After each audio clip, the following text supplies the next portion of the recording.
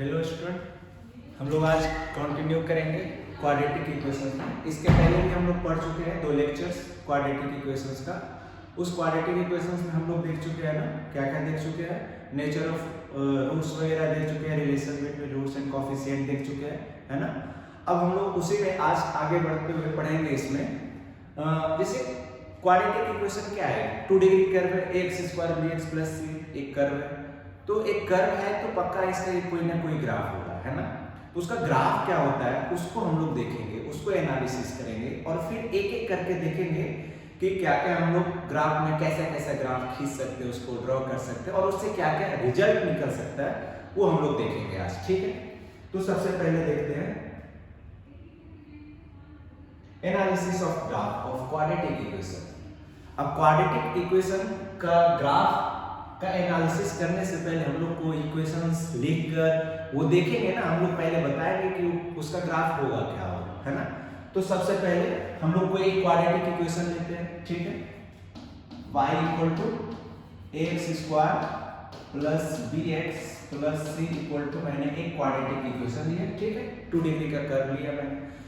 अब पहले इसको किसी स्टैंडर्ड फॉर्म में बनाएंगे, कन्वर्ट करेंगे, उसके बाद हम लोग बता पाएंगे कि ये कर्व जो है किसका ग्राफ होगा। हम लोग ऐसे 9th 10th में पढ़े थे कि क्वाड्रेटिक इक्वेशन का ग्राफ जो होता है वो पैराबोला होता है, पैराबोलिक कर्व है ना।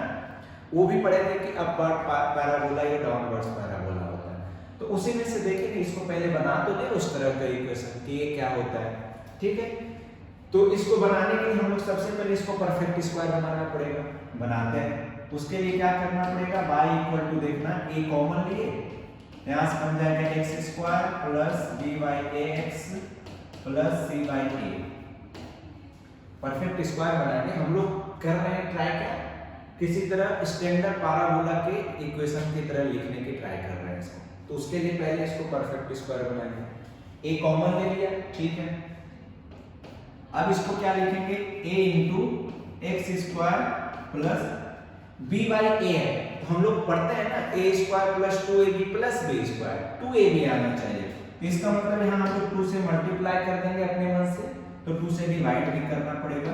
तो b/2a × x और ये + c/a। एक एक स्टेप करके देखते जाएंगे हम लोग, ठीक है। 2 से 2 कट जाएगा, वापस सेम ही आ जाएगा, यानी हम लोग इसको ऐसे लिख सकते हैं। अब देखो यहाँ से दिखेगा क्या कि a × x² + 2 × b/2a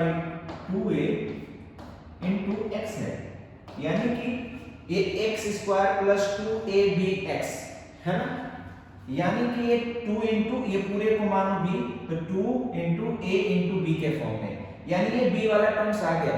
यानी इसका स्क्वायर अगर हम लोग ऐड कर दें, इसमें b/2a का स्क्वायर ऐड कर दें और यही फिर माइनस कर दें, हम लोग अपने मन से ऐड किए हैं तो माइनस भी करना पड़ेगा, और c/a तो पहले से था ही, ठीक है। सिंपल सा है ना। हम लोग 2ab के फॉर्म में बना लिए, b की जगह देख रहे हैं कि पूरा टर्म्स है, तो उसका स्क्वायर ऐड कर दिया और उसी का स्क्वायर माइनस कर दिए, सिंपल सा, ठीक है। तो यहां से देख सकते हैं कि क्या आएगा, a × अब a² + 2ab + b², ये तीनों टर्म्स मिलके क्या देगा, ये देगा x + b/2a का होल स्क्वायर देगा कि नहीं, हाँ, a² + b² + 2ab होगा, ठीक है। ये लिख दिए। ये किधर बच गया भाई, इधर क्या बच गया, इधर बच गया c/a माइनस b/2a का होल स्क्वायर कितना आएगा, b² / 4a², ये इधर हो गया, ठीक है। थोड़ा सा और सिंपलीफाई करते हैं इसको भाई, देखते हैं इधर, ठीक है। यहां से आ गया y = a × ये तो सबके साथ बाहर में है, x + b/2a का होल स्क्वायर, ये आ गया y = ax²। इसको थोड़ा सा सिंपलीफाई करो, एलसीएम वगैरह लो तो आएगा, वहां से देख सकते हो क्या, एलसीएम ले तो 4a² आ जाएगा, a से 4a तो यहां हो जाएगा 4ac माइनस ये हो जाएगा कितना, b²। सिंपल सा है ना। a और 4a का स्क्वायर 4a², कट गया 4ac माइनस बी स्क्वायर आ गया ऐड करके हम लोग ये लिख दिए। ठीक है, अब a को मल्टीप्लाई कर दे अगर हम लोग तो लिख सकते हैं a into x plus b by 2a का होल स्क्वायर और a यहां जब मल्टीप्लाई होगा हम लोग उसको लिख सकते हैं कितना 4ac minus b square divided by 4a। ठीक है, इतना लिख सकते हैं, सिंपल सा है ना। अब एक काम और करते हैं थोड़ा सा, b by equal to a into x plus b by 2a का होल स्क्वायर। इसको हम लोग क्या करते हैं ना, यहां से हम लोग माइनस कॉमन ले तो यहां से आ जाएगा कितना देखना b square minus 4ac divided by 4a आ गया यहां से। अगर ये देखें तो ये आ जाएगा, सिंपल सा है ना। ठीक है, अब ये बताना बी स्क्वायर माइनस 4ac पहले बताया था ना, उसमें फॉर्मूला जब बताए थे तो डिस्क्रिमिनेंट होता है d इक्वल टू हम लोग क्या लिखते हैं बी स्क्वायर माइनस 4ac ये लिखते हैं, यानी बी स्क्वायर माइनस 4ac के लिए हम लोग d रख सकते हैं, आराम से रख सकते हैं। यहां से आ जाएगा y equal to a into x plus b by 2a का होल स्क्वायर और यहां से आ जाएगा माइनस b बाई 4a। इतना आ गया, सिंपल सा है ना। अब d बाई 4a को इधर ले आओ तो इधर लाएंगे तो आ जाएगा y plus d by 4a, ये आ गया इधर और इधर बच गया a into x plus b by 2a का होल स्क्वायर। ये बन गया हमारा, जब हम लोग ये क्वाड्रेटिक इक्वेशन को परफेक्ट स्क्वायर बनाकर इसको थोड़ा सा सिंपलीफाई करते हुए लिखे तो हम लोग उसको इस फॉर्म में लिख सकते हैं, है कि नहीं। इस फॉर्म में हम लोग उसको लिख सकते हैं, सिंपल सा है ना। यानी कि अब हम लोग देख सकते हैं हम लोग इसको रिड्यूस करके कैसे लिख दिए। अब हम लोग आगे बढ़ते हैं इसके, ठीक है।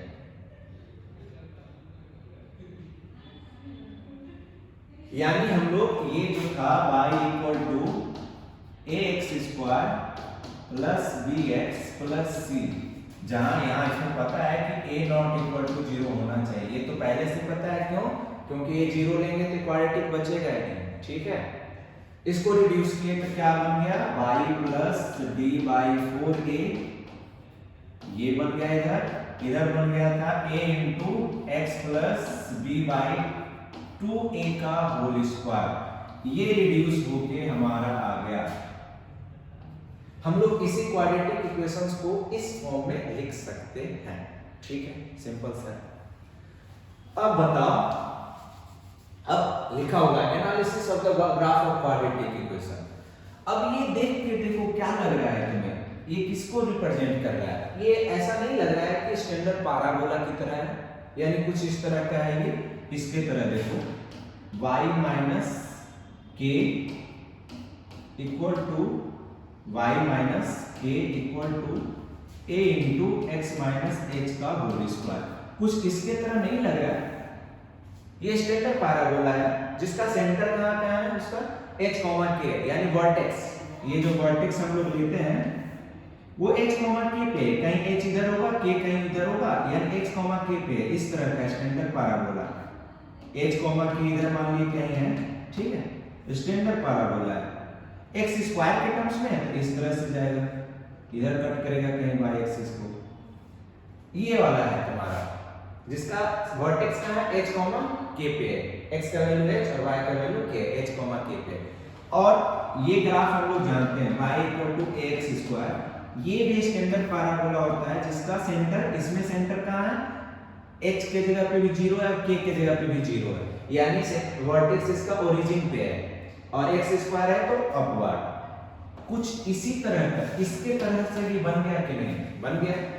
इसमें h के जगह पे क्या आ गया माइनस b बाई 2 है और k की जगह पे कितना आ गया माइनस b बाई 4 आ गया, ठीक है।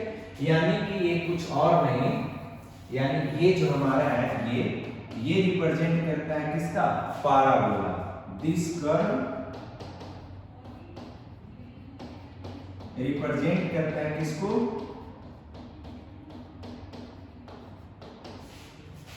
पैराबोला को, ठीक है कि नहीं। पाराबोला को रिप्रेजेंट करता है। वो भी किस तरह के पाराबोला को?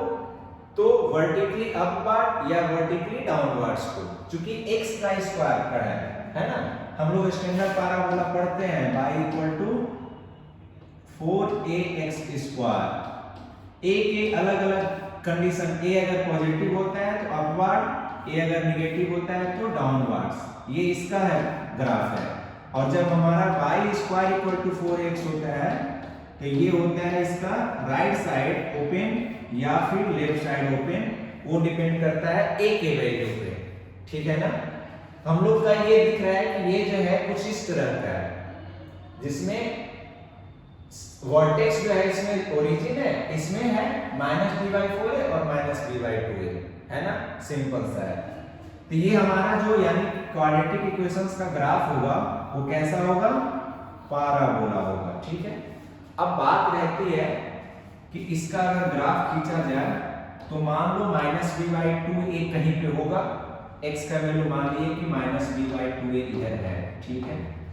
अब कहोगे सर माइनस इस साइड नहीं होता है तो b पता थोड़ी है कि माइनस है कि प्लस है।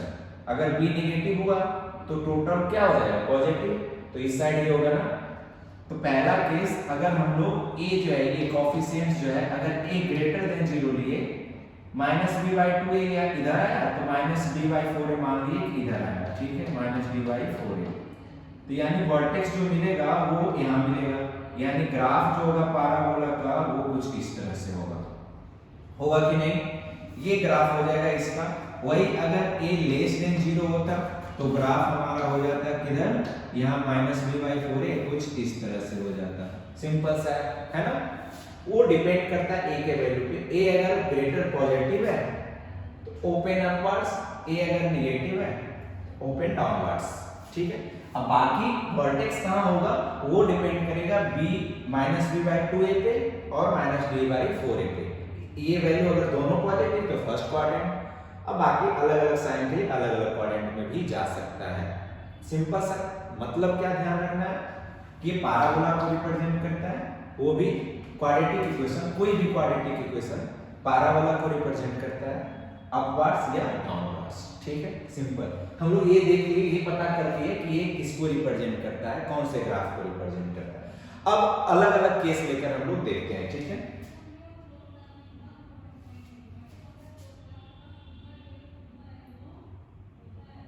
हाँ, अब ये देखते हैं नेक्स्ट पेज में कि गिवन है हमारा parabola fx = ax² bx + c, जहां की a नॉट इक्वल टू 0 है, ठीक है। a not equal a positive negative कुछ भी हो सकता है, ठीक है।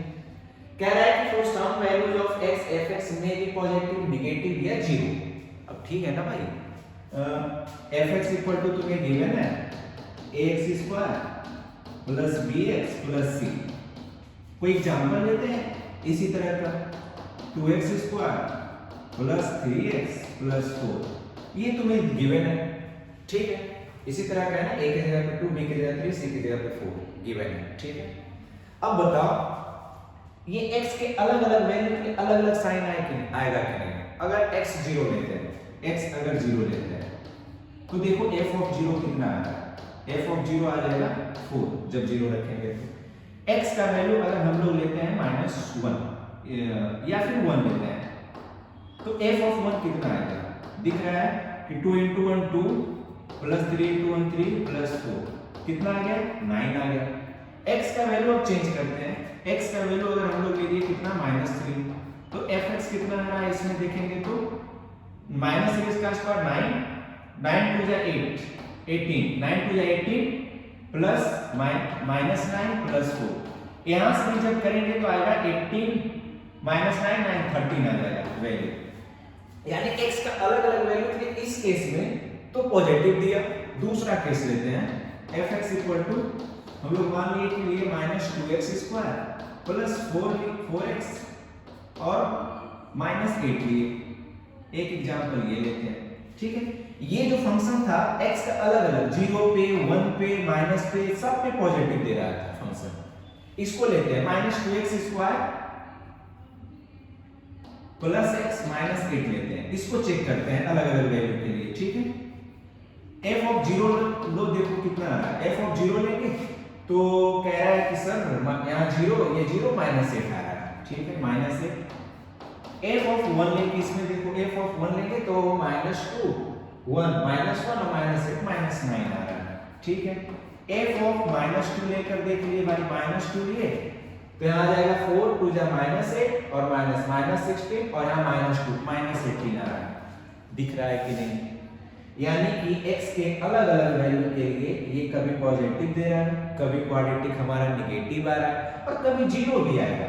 अगर मैंने एक क्वाड्रेटिक इक्वेशन ये ले लिया fx = x² + 4x ले लिया तो देखो f ऑफ 0 कितना आएगा, 0 + 0 यानी कि 0 भी आएगा, ठीक है।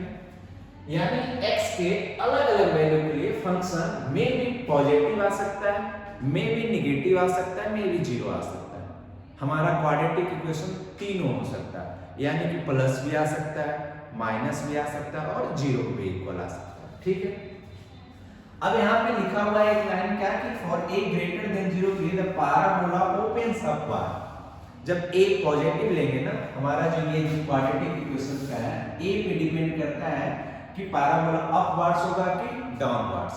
अगर a पॉजिटिव तो अपवर्ड्स, a नेगेटिव तो डाउनवर्ड्स, सिंपल सा है ना। गिवन रहेगा, चेक कर लेंगे, हो जाएगा काम। नेक्स्ट, सबसे पहला, now we take different cases, अलग अलग केस लेते हैं। क्वाड्रेटिक इक्वेशन हम लोग है ना, y = ax² + bx + c = 0। एक क्वाड्रेटिक इक्वेशन मैंने लिया है, ax² + bx + c = 0 लिया, ठीक है। अब ये अलग अलग केस लेते हैं। केस यानी कि ये तो पता है कि सर पैराबोला को रिप्रेजेंट करेगा अपवर्ड्स या डाउनवर्ड्स। अब डिपेंड करता है किस पे। अब हम अच्छा एक बात बताना, डिस्क्रिमिनेंट बताया था ना d, कि d पे भी डिपेंड करता है फंक्शन हमारा। d अगर हमारा कोई फंक्शन fx गिवन हो, ये fx जो है यानी क्वाड्रेटिक इक्वेशन, ये ऑलवेज पॉजिटिव ऑलवेज नेगेटिव, में भी पॉजिटिव में भी नेगेटिव हो सकता है। तो ये d पे डिपेंड करता था ना, d डिस्क्रिमिनेंट d 0, d लेते थे, d <0 लेते थे। दो केस होता है ना। d > 0 का मतलब क्या होता था कि दो रूट्स मिलते थे, ग्राफ को दो जगह कट करता था ना। अगर सिर्फ <0 लिए, सिर्फ <0 लिए तो दो अलग अलग जगह पे कट करता था, ऐसे कट करे, चाहे फिर ऐसे कट करे या फिर इस तरह से कट करे। मतलब ये इतना फिक्स था कि जब d < 0 है तो जो दो जगह ग्राफ को कट करता था। इस केस में हम लोग फंक्शन देखो पूरा जो है, ये ग्राफ जो है इसका कुछ पोर्शन निगेटिव भी है और कुछ पॉजिटिव भी है, ठीक है। फिर जब > 0 करेंगे, जब d = 0 लेंगे, उस केस में हमारा क्या था, टच करता था x एक्सिस को, इस तरह से करे चाहे फिर इस तरह से करे, टच कर रहा है x एक्सिस को, है ना, यानी =0 पे। या तो ग्राफ x एक्सिस को टच करते हुए ऊपर हो, या तो ग्राफ x एक्सिस को टच करते हुए नीचे होगा, तो दोनों इक्वल रूट्स मिलते थे। उस केस में हमारा फंक्शन या तो पॉजिटिव हो सकता है या तो निगेटिव हो सकता है ना। अब ये डिपेंड करेगा a के वैल्यू पे कि अपवर्ड्स होगा, ये सॉरी कि ऊपर होगा कि डाउनवर्ड्स होगा, ये a पे डिपेंड करेगा, x के a पे डिपेंड करेगा, ठीक है। तीसरा आता था d <0। d <0 का मतलब वो एक भी रूट्स नहीं मिलने चाहिए। एक भी रूट्स नहीं मिलने का मतलब क्या हुआ, वो x एक्सिस को कहीं पे भी कट या टच नहीं करना चाहिए। इसका मतलब या तो ग्राफ पूरे ऊपर होगा, ये हो सकता है, ये हो सकता है, या फिर ये हो सकता है, ये हो सकता है, या फिर इस तरह से हो सकता है, इस तरह से। ये दिख रहा है कि ये x एक्सिस को ना तो टच कर रहा है और ना ही कट कर रहा है, कहीं पे दिख रहा है कि नहीं, सिंपल सा है ना।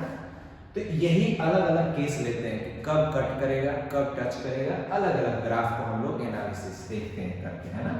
तो सबसे पहला केस कि जब a > 0 हो, सबसे पहला केस a > 0 हो, a > 0 हो और d क्या हो, <0, ठीक है।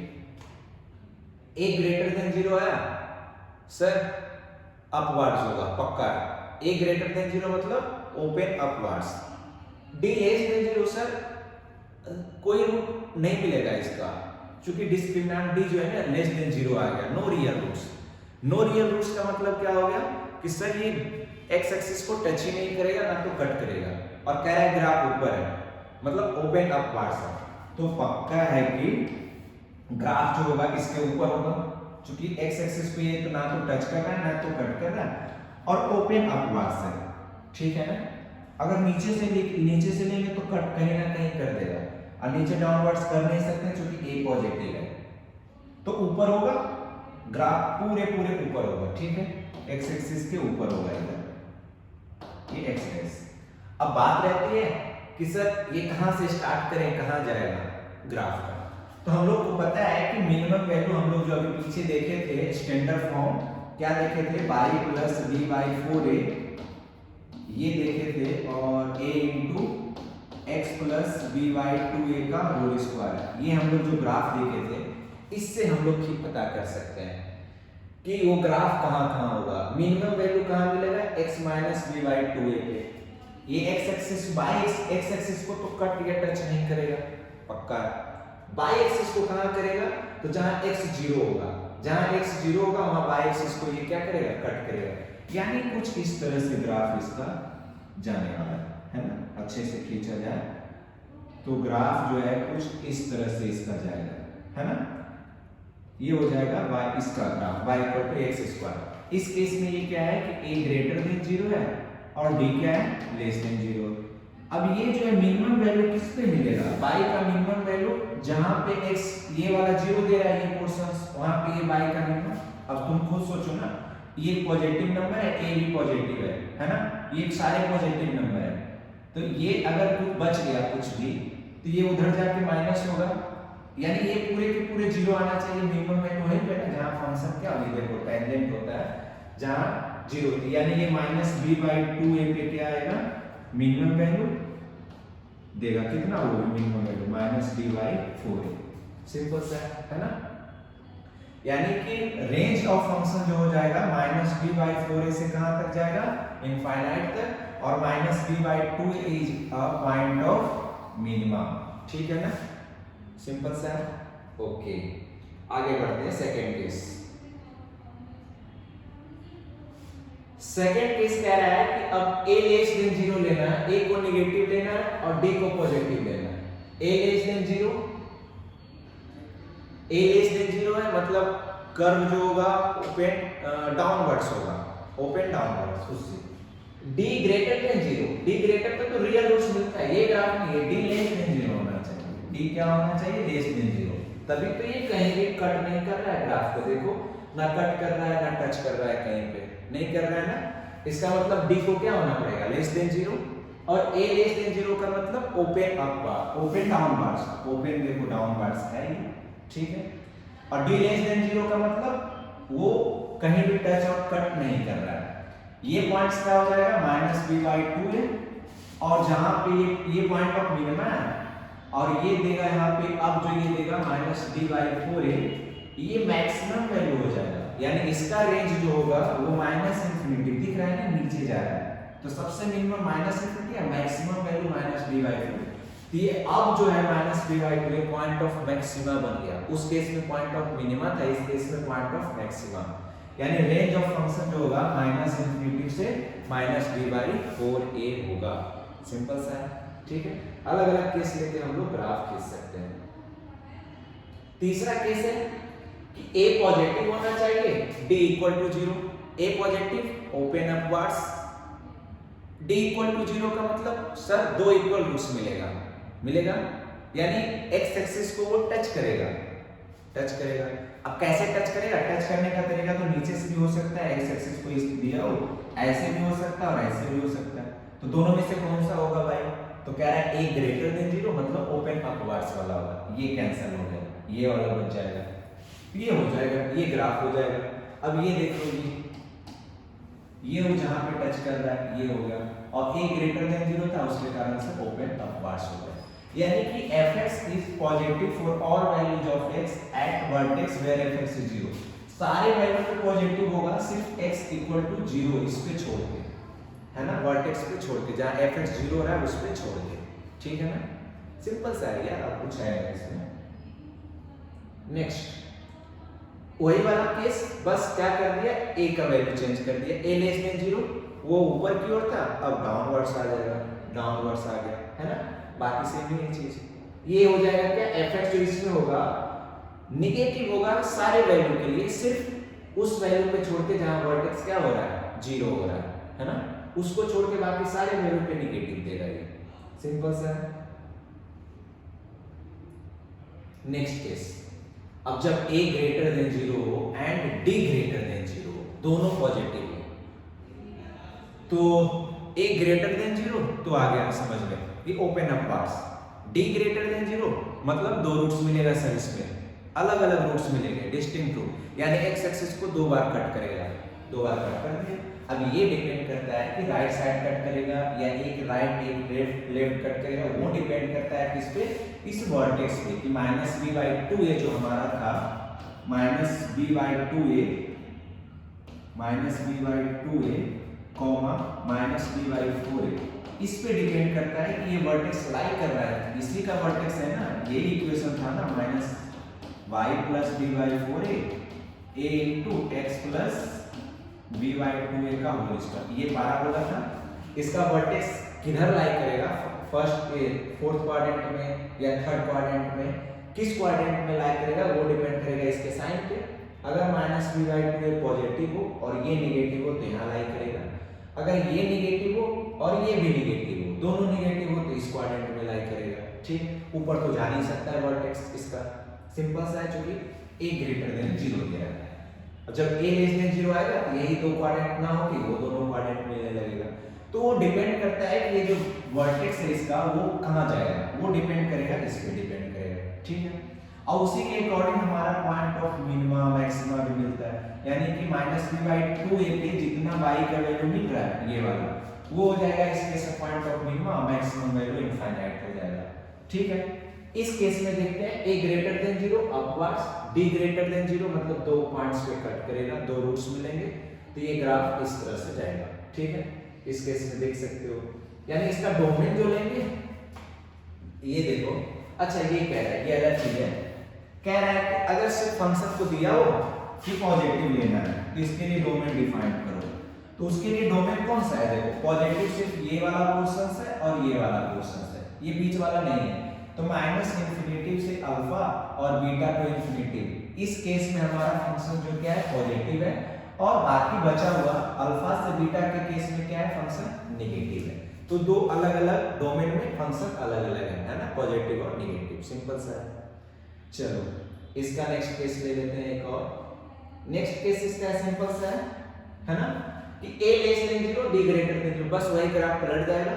अब चूंकि a लेस देन 0 आया तो डाउनवर्ड्स होगा, d ग्रेटर देन 0 तो दो पे कट करना है, इस केस में डोमेन बदल जाएगा, पॉजिटिव वाला और नेगेटिव वाला, फंक्शन पॉजिटिव सिर्फ अल्फा से बीटा के बीच में इसी पोर्शंस में, और नेगेटिव -∞ से -α और बीटा से इंफिनिटी।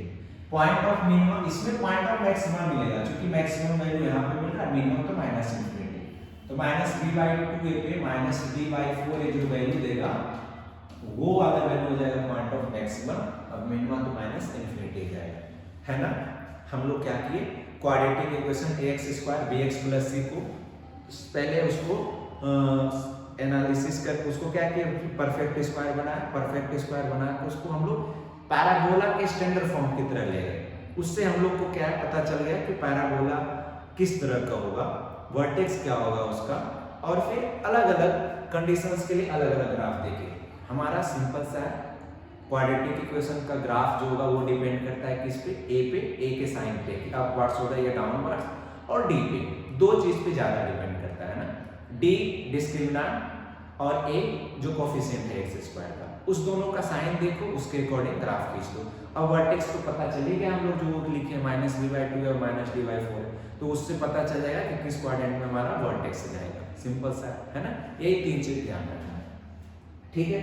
ये कह रहा है कि note if fx greater than equal to 0 for all x belongs to real number then a greater than 0 d less than equal to 0 and fx less than equal, वो simple सा है कि अब फाइनली नोट में लिख लो कि fx जो होगा हमारा ग्रेटर देन इक्वल टू 0 होगा, पॉजिटिव हमेशा पॉजिटिव होगा, इक्वल टू 0 भी हो सकता है, तभी जब दिस इंप्लाइज कि तभी होगा जब a ग्रेटर देन 0 होना पड़ेगा, तभी अपवर्ड्स ऊपर, और डिस्क्रिमिनेंट क्या होना पड़ेगा, लेस देन 0 या इक्वल टू 0 होना पड़ेगा। ठीक है, d less than equal to 0, a greater than 0 का मतलब ग्राफ पूरे पूरे ऊपर की ओर रहेगा। ठीक है, इस केस में दूसरा क्या है क्या कि fx हमारा अगर नेगेटिव हो, लेस देन इक्वल टू 0 हो, इस केस में मतलब ये वाला ग्राफ आ जाएगा, ये वाला ग्राफ आ जाएगा, a लेस देन 0 और d क्या होना पड़ेगा, लेस देन इक्वल टू 0।